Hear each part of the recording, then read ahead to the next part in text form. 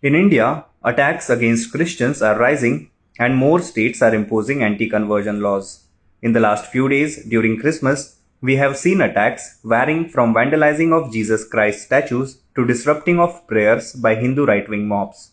Violent attacks on Christians and churches in different parts of India, with mobs making open calls to behead them and stop alleged conversions of Hindus, have raised concerns in the Christian population in India and across the world.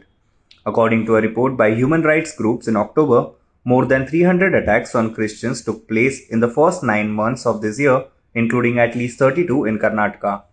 The report found that of the total 305 incidents of anti Christian violence, four North Indian states registered as many as 169 of them: 66 in BJP ruled Uttar Pradesh, 47 in Congress ruled Chhattisgarh, 30 in tribal dominated Jharkhand, and 30 in BJP ruled Madhya Pradesh. At least 9 Indian states have planned anti conversion laws, which activists fear will lead to more harassment of minorities. Despite the growing intolerance for minorities, the issue does not seem to be important for the mainstream Indian media. However, international press has taken up the issue and highlighted the plight of Indian Christians. In this video, let us look at the reporting by leading international outlets on growing violence and intolerance against Christian community in the country. The New York Times, the reputed American daily, reported the news on its front page on Monday.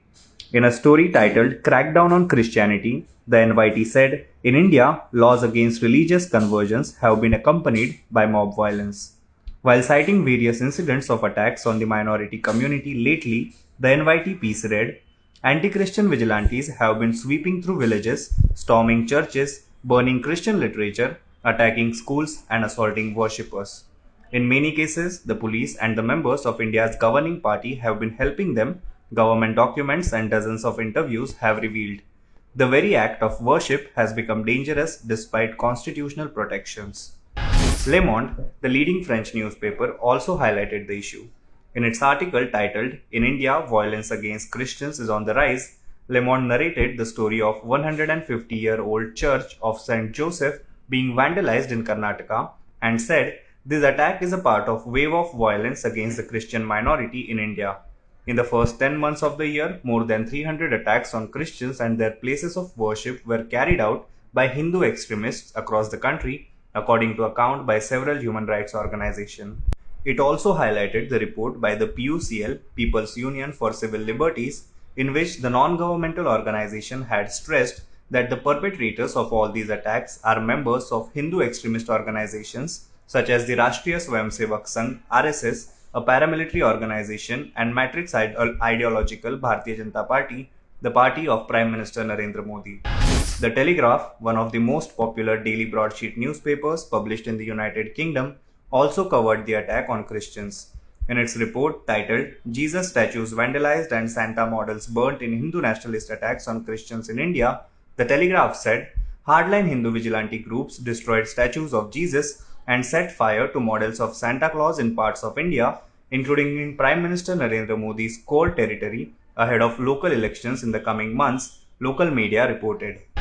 Haaretz, the long-running print newspaper from Israel, featured an opinion piece on the instances of attacks on Christians.